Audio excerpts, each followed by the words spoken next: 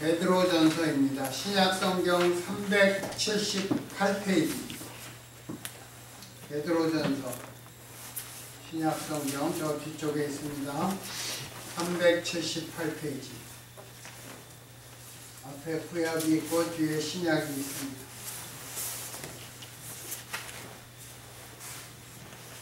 베드로전서 2장 4절에서 6절까지 말씀을 읽겠습니다. 사람에게는 버림바 되었으나 하나님께서는 이제는 택하심을 입은 보배로운 산 돌이신 예수에게 나와 너희도 산 돌같이 신령한 집으로 세워지고 예수 그리스도로 말미암아 하나님이 기쁘게 받으실 신령한 제사를 드릴 거룩한 제사장이 될지니라. 경에 기록하였으되 보라 내가 택한 보배롭고 요긴한 모퉁이 돌을 시온에 두노니 저를 믿는 자는 부끄러움을 당치 아니하리라. 아멘.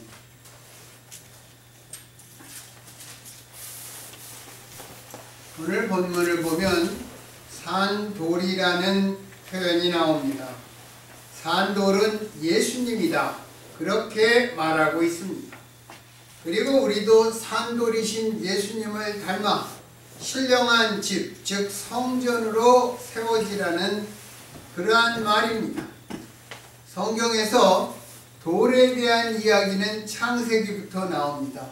야곱이 자기 형 에서가 죽이려 그러니까 그 밧단 아람 외삼촌 집으로 도망갈 때 베델과 아이 사이에서 밤에 잠을 자다가 꿈을 꿉니다. 사각다리를 보고 하나님의 천사들이 오르락 내리락 하는 것을 봅니다. 그리고 나서 여기가 하나님의 전에 들어가는 문이구나. 그리고 거기다가 돌을 세우고 기름을 붓습니다.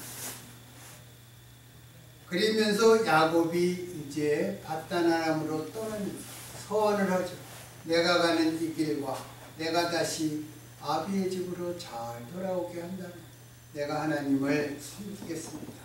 아브라함과 이삭의 하나님에서 이제 야곱 자신의 하나님이 이제 자기가 그렇게 믿겠다고 결단하는 것입니다. 그리고 야곱이 또 20년 동안 밧단 아람에서 살다가 다시 이제 그 외삼촌 라반을 피해서 도망치죠. 그죠? 도망치니까 라반이 또 급하게 일주일을 쫓아와서 이제 따라잡지만 하나님이 라반 꿈에 나타나서 야곱에게 선악과를 말하지 말라, 그렇게 말합니다. 그러니까 이제 거기다가 둘이서 이제 돌무더기를 이렇게 쌓아놓습니다. 한 사람은 그걸 여갈사두다 그렇게 말하고 또 한 사람은 갈레엇이라고 얘기를 합니다. 그렇게 돌 얘기가 창세기에 나오고 오늘 본문에 나오는 돌은 시편 118편을 인용한 것입니다. 건축자들의 버린 돌이 집 모퉁이의 머릿돌이 되었나니 이것은 주로 말미암아 된 것이요 우리 눈에 귀하도다, 이렇게 써 있습니다. 예수님께서도 이 시편의 말씀을 마태복음 21장과 누가복음 20장에서 이 돌이 바로 예수님 자신이라고 인용하셨습니다. 구약의 이사야 28장 16절에 보면 하나님께서 이렇게 말씀하십니다. 내가 한 돌을 시온에 두어 기초를 삼았노니 곧 시험한 돌이요 귀하고 견고한 기초 돌이라. 그것을 믿는 자는 급절하게 되지 아니하리라. 그 말씀은 견고하고 존귀하고 확고한 돌은 당신의 백성을 향한 하나님 자신의 흔들리지 않는 관계를 말씀하고 있는 것입니다. 초대교회 신자들은 이 말씀을 예수 그리스도께 적용하였습니다. 예수님께서 하나님의 견고한 기초석이라고 그들은 생각하고 말한 것입니다. 오늘 베드로전서는 베드로 사도가 기록한 서신서입니다. 본문 말씀의 배경이 되는 사상은 예수님께서 공생의 기간 동안 가장 멀리 가셨던 곳이 어디죠? 가이사랴 빌립보입니다. 영어로는 세서리아 빌리파이 그렇게 얘기하는데, 가이사랴 빌립보 지방에서 예수님이 제자들에게 묻습니다. 너희는 나를 누구라고 하느냐? 여러분은 예수님을 누구라고 하십니까? 사람마다 다 다르겠지만 베드로가 거기서 주는 그리스도시요 살아계신 하나님의 아들이십니다. 베드로의 이 위대한 신앙 고백을 예수님께서 칭찬하시면서 너는 베드로라 내가 이 반석 위에 내 교회를 세우리니 그렇게 하신 말씀이 바탕이 되어서 오늘 산돌이라는 이름을 쓴 것 같습니다. 베드로의 원래 이름은 시몬입니다. 시몬은 갈대라는 뜻입니다.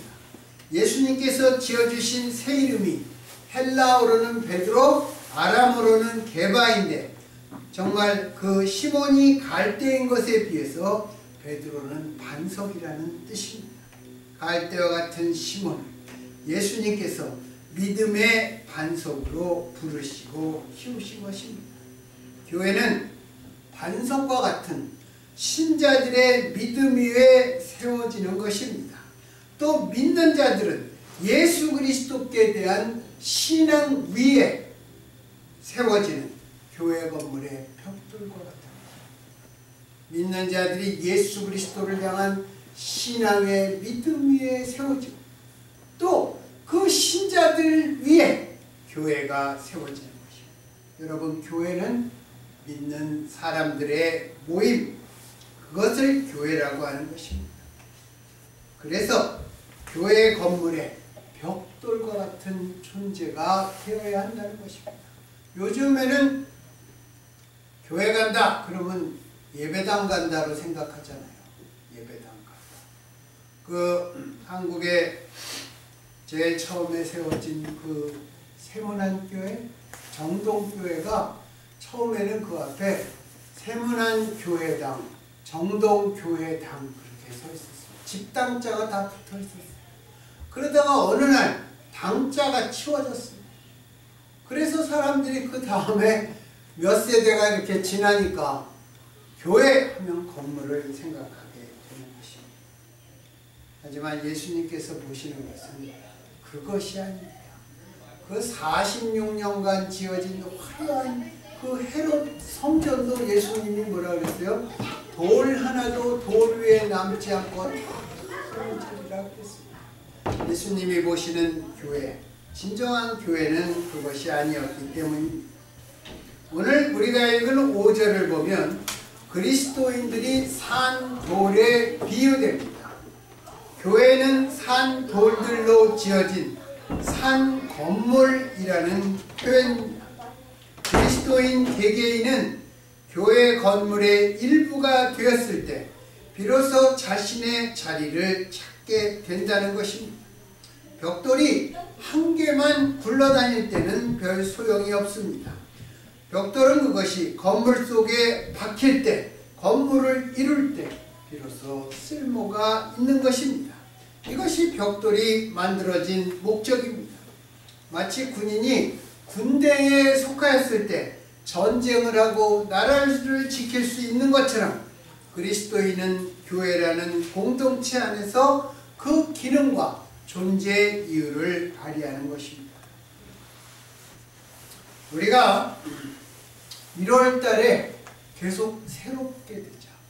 그것을 가지고 우리가 말씀을 나누었습니다. 그러면 2월서부터 새롭게 되자는 적용을 어디에서부터 해나갈까?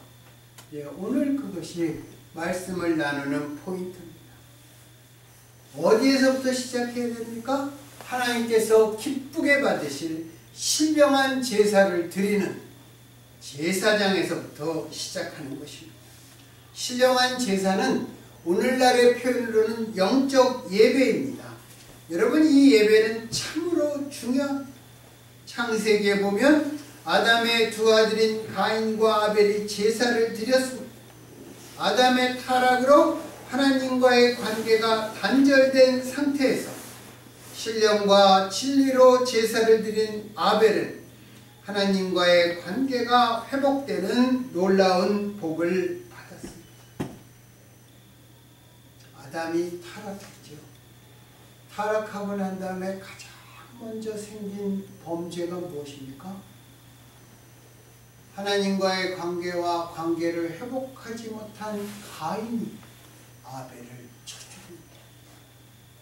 타락의 첫 번째 결과, 형이 동생을 존속살인한 것입니다. 그게 타락이 주는 우리들에게 교훈이 되는 것입니다.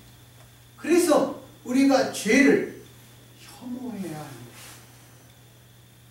우리도 매주일 하나님께 예배를 정기적으로 드립니다.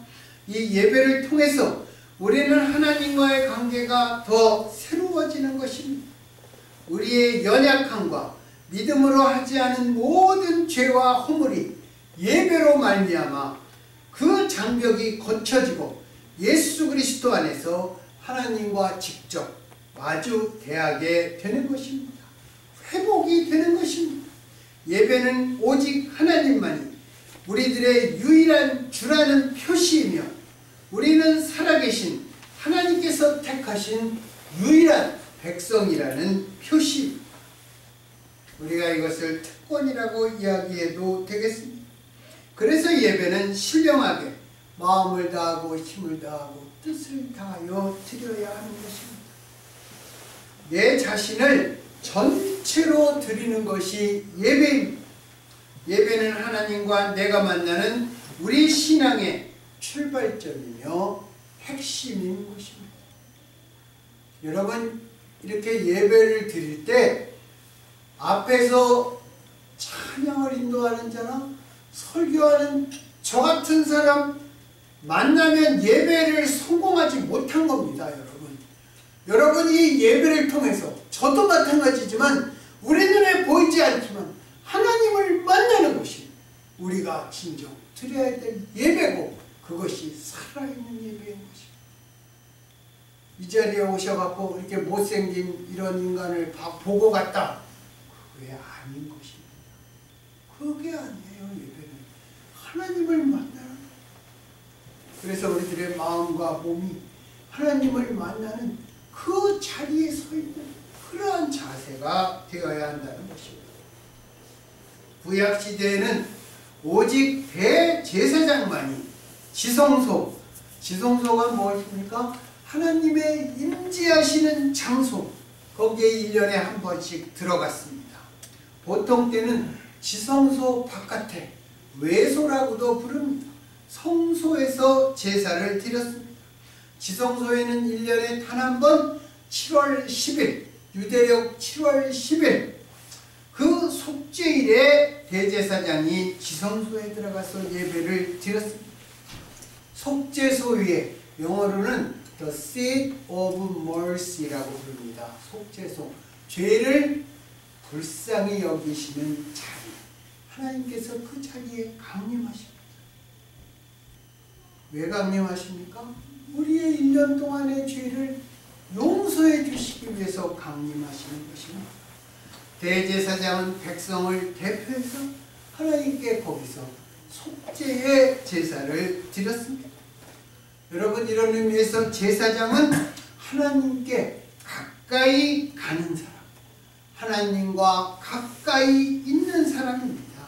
참 대제사장 되신 예수 그리스도를 통해서 하나님께로 향한 새롭고 산 길이 열렸기 때문에 나 같은 죄인이, 또 어떤 천한 사람이 오직 예수의 이름으로, 그리스도인 누구에게나 은혜로 주어진 특권, 예수의 이름으로 지성소에 들어가서 하나님 앞에 죄사함을 받고 하나님 앞에 기도를 드릴 수 있는 것입니다. 그런데 이 특권을 사용하지 않고 소홀히 여기는 사람들이 있습니다. 여러분, 우리가 성경 공부할 때 했지만 구텐베르크가 인쇄술을 이제 그거를 발명해서 제일 먼저 성경을 찍었습니다. 그 전에는 성경이 라틴어로 돼서 그 천주교의 사제들만 볼 수 있었습니다. 성경을 인쇄했습니다. 성경이 일반 크리스찬들에게 풀린 것입니다. 성경이 우리들에게 자유롭게 열린 것입니다. 여러분, 그 자유롭게 열린 이 성경을 그냥 덮어만 두고 있을 것입니까? 그러면 성경이 닫힌 채로 옛날로 다시 돌아가는 것입니다. 또 예수 그리스도의 이름으로 우리가 지성소 안에 들어가서 하나님을 직접 만날 수 있습니다.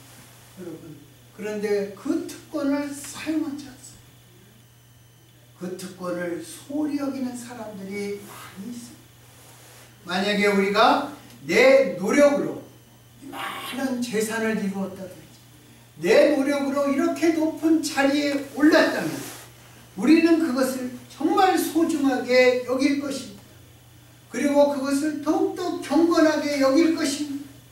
그런데 반대로 나는 아무것도 한 것 없이 은혜로 거저 얻은 것, 그 하나님을 직접 만나고 하나님의 말씀을 직접 우리가 읽고 새길 수 있는 그 참 예배와 참 신앙의 의미를 예수 그리스도 십자가의 희생을 통해서 주신 생명을 주고 바뀐 것을 우리가 가볍게 생각할 때가 많다는 것입니다. 라틴어로 제사장을 폰티펙스라고 합니다. 폰티펙스. 이 폰티펙스는 다리를 놓는 사람이라는 뜻입니다. 다른 사람들이 하나님께 가까이 갈 수 있도록 다리 역할을 하는 사람이라는 뜻입니다. 즉 하나님과 인간 사이를 연결시켜주는 그러한 사람입니다. 그게 제사장입니다. 예수님께서 하나님과 우리 사이에 중보가 되셨고 화해의 다리가 되셨습니다. 또 그 중요한 사역을 우리에게 맡기셨습니다. 여러분, 모세를 보면 모세가 나중에 요단을 건너 가나안 땅에 들어갔습니까? 못 들어갔습니까? 못 들어갔잖아요. 비스가살로 드보산에 올라가서 저기 너머에 그 요단을 보았습니다. 그리고 요단 너머에 그 가나안 땅을 보고 하나님 앞에 주님, 저로 하여금 이 요단을 건너서 주께서 주시는 저 아름다운 땅을 가보게 주시옵소서. 그 하나님이 아니야. 너는 가면 우리 만물가에서 너희가 내 말을 거역한 영고다. 그렇지만 중요한 것은 무엇입니까? 모세가 이스라엘 광야 40년의 죄를 모세가 대신 담당한 거예요. 사도 바울은 어떻게 했어요? 이 자기의 그 육신의 가시를 치워달라고 3번 기도했는데 내 은혜가 너에게 족하도다 들어주시지 않았죠. 그런 걸 보면서 무슨 생각을 합니까? 모세는 징검다리 역할을 했다는 거죠. 이스라엘 백성이 요단을 건너 가나안을 들어가게 징검다리 역할을 했다는 것입니다. 사도 바울도 이 병이 치료되고 정말 그래서 자기가 더 많이 다니고 더 많이 복음을 전하면 좋겠지만 우리는 안질이라고 생각합니다. 어떤 사람은 또 간질이라고도 얘기해요. 그것을 통해서 사도 바울의 제한을 둔 것입니다. 사도 바울도 그런 의미에서는 징검다리 역할을 한 것입니다. 여러분, 징검다리가 무엇입니까? 나는 못 간다. 그렇지만 너희는 나를 밟고 넘어갈 수 있다. 그게 징검다리입니다. 여러분, 자식들을 다 키우지요. 부모의 신앙은 그 징검다리의 역할을 감당해야 되는 것입니다. 언제까지 부모의 손을 잡고 자식을 저 건너편에 옮겨다 놓을 수 있을 것 같습니까? 아닙니다. 자식이 조금만 커보세요. 여러분, 벌써 이런 얘기 들었을지도 몰라요. 애들한테 대화를 시도하려고 그러는데 자식이 무슨 말을 하려다가 부모한테 never mind 딱 이렇게 forget 들어보셨어요? 그런 말을 하기 시작하면서부터 자식은 내 품에서 많이 떠나는 것입니다. 그래서 그거 서러워하지 마세요. 부모는 징검다리 역할을 하는 것입니다. 나는 가지 못하고 그러나 내 자식은 나를 밟고 넘어가게 하고 정말 모세가 그 역할을 감당한 것입니다. 구약의 에스겔서에 보면 하나님께서는 악인의 죽는 것을 기뻐하지 않는다고 말씀하셨습니다. 만약 우리가 그들에게 복음을 전하지 않으면 그 하나님을 모르는 사람들은 자신의 죄 때문에 죽겠지만 하나님께서는 그 생명의 피값을 우리에게 물으신다고 하셨습니다. 하수꾼의 직임을 특권과 임무로 우리에게 주신 것입니다. 그래서 복음서의 끝부분마다 예수님께서는 우리 보고 가라고 말씀하셨습니다. 정말 교회 보고도 가라고 말씀하셨습니다. 세상 보고 오라고 말씀하지 않으셨습니다. 이 다리 역할, 이 징검다리 역할을 하시기 위해 예수님께서 우리에게 오신 거죠. 우리도 또 다른 우리를 향해 가야 할 것입니다. 제임스 게일이라고 그 19세기에 한국에 선교사로 온 분이 있습니다. 이 제임스 게일이 이 선앙당 신앙에 대해서 서방에 소개를 했습니다. 그러면서 선앙당 신앙은 기복신앙입니다.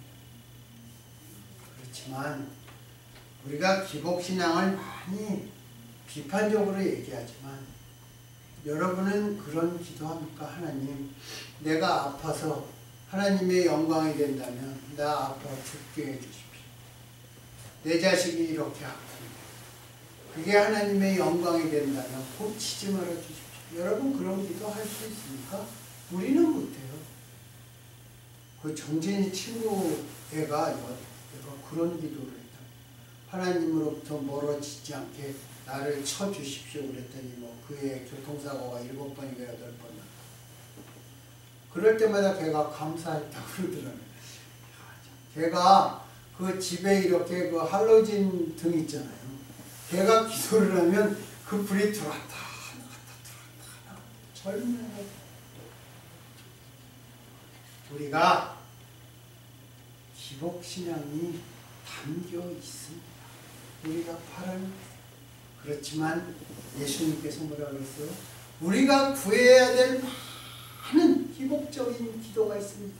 그럼에도 너희가 많이 가지고 있지만 가장 먼저 하나님의 나라와 의를 구하라고 예수님께서 기도를 가르쳐 주셨습니다. 먼저 하나님의 나라를 구하는 것입니다.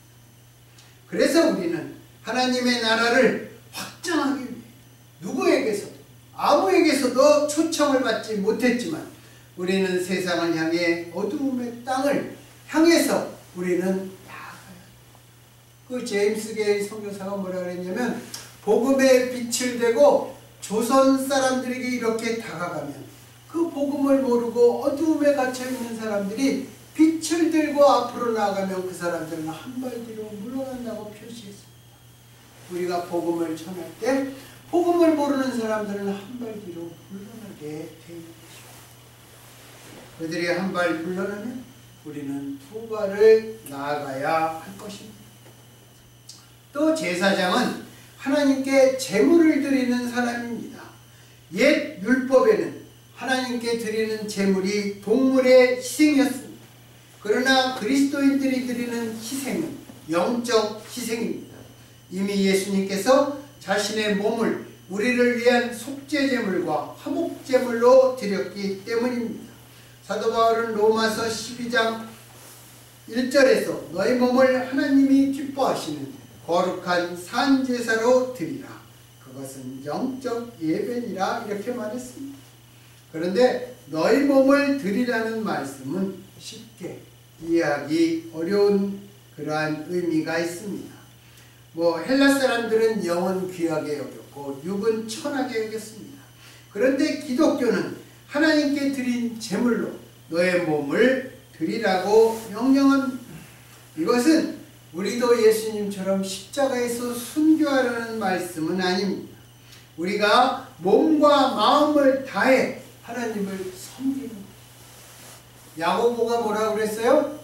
행함이 없는 믿음은 죽은 믿음이다 그랬습니다. 행함이 있어야 된다는 것입니다. 예수님께서 이 땅에 육신으로 오셨습니다. 육신으로 오셨지만 거기에는 예수님이라는 육신 안에 신성과 인성이 정말 같이 함께 거하셨습니다.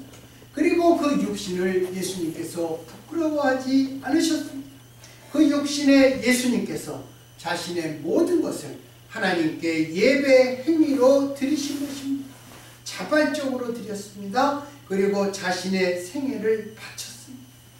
우리가 드리는 영적 예배는 하나님께 우리의 몸과 그 몸으로 매일 행하는 모든 것을 드리는 것입니다.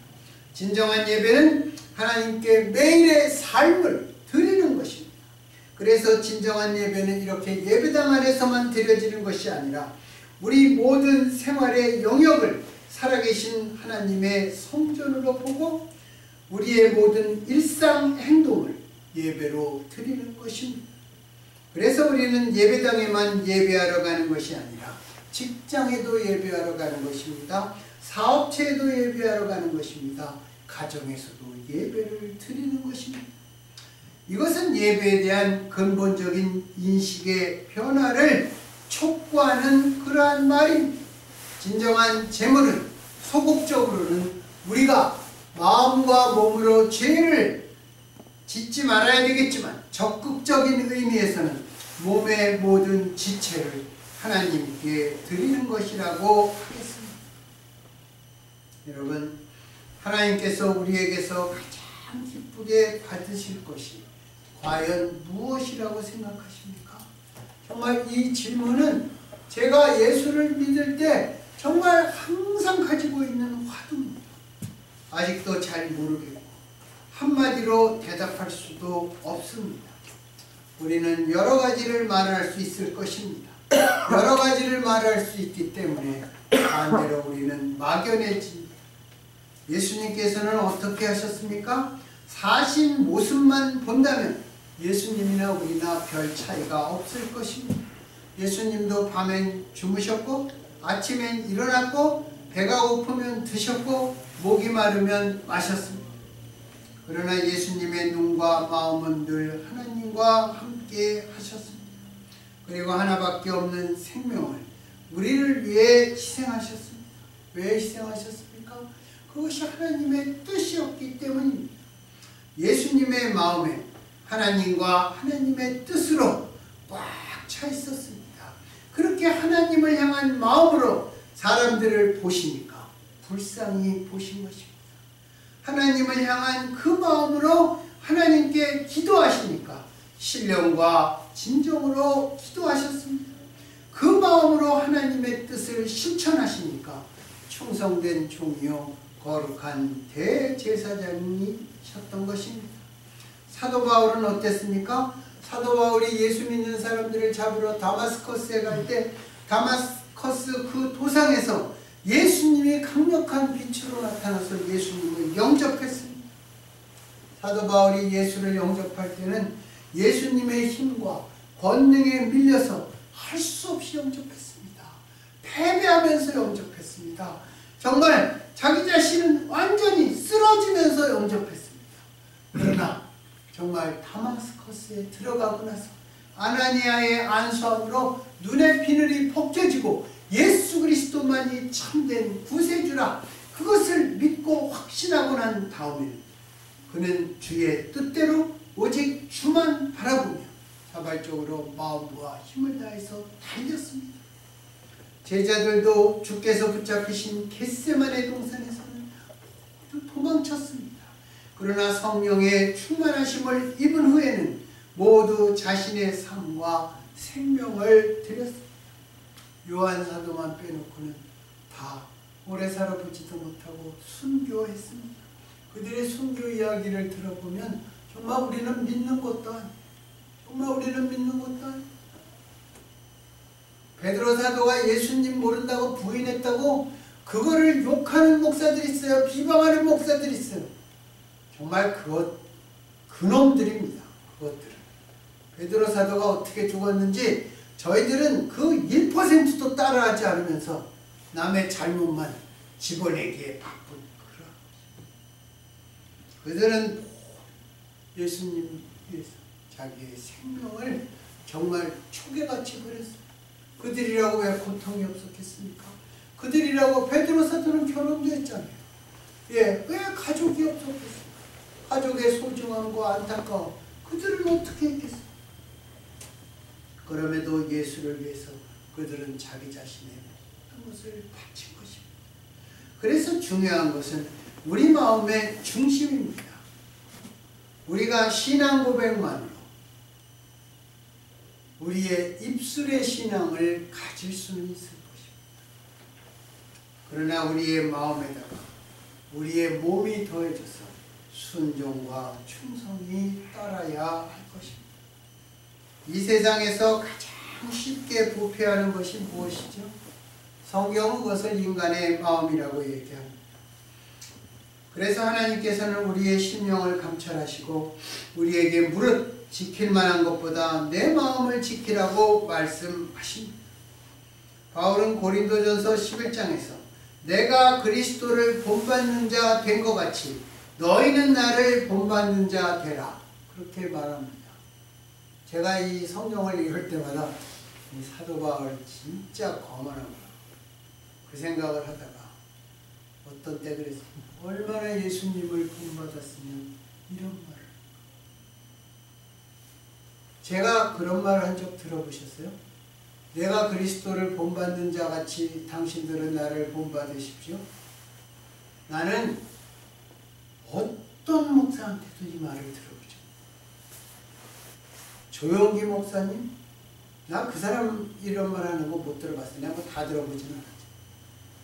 또 내가 존경하는 그러한 목사님들이 몇 명 있습니다.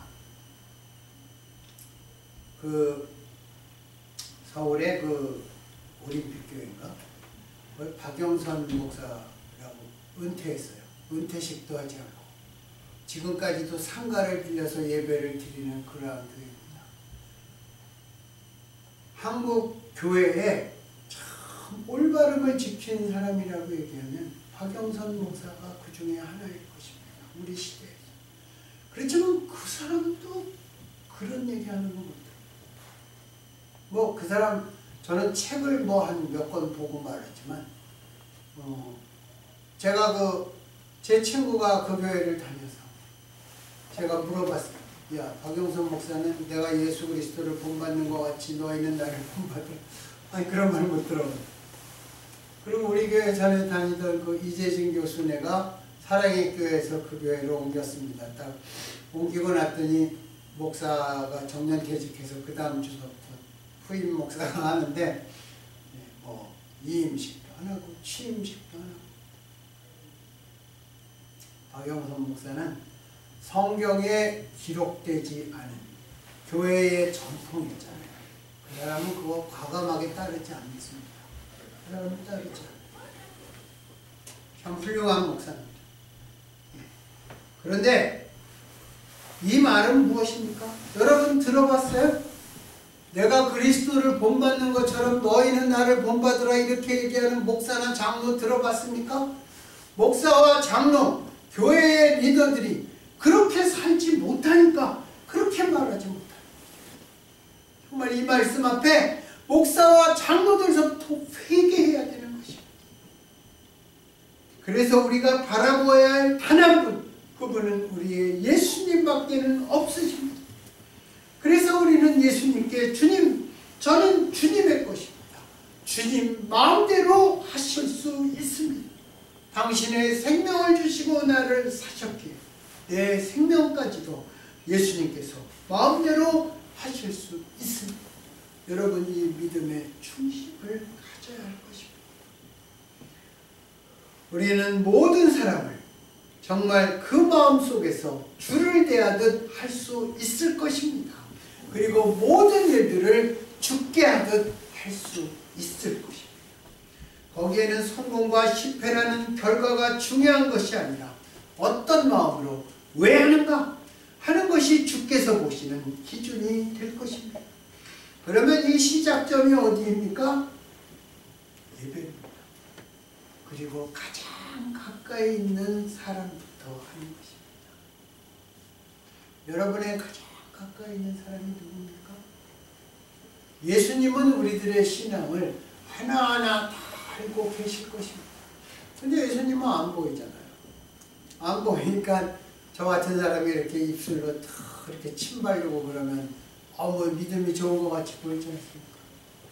여러분, 내가 저의 신앙이 제 집사람에게 인정받지 못하면 그것은 가짜라고 생각합니다. 여러분의 신앙이 여러분의 남편에게 인정받지 못하고 여러분의 신앙이 여러분의 아내에게 인정받지 못하면 그것은 가짜입니다.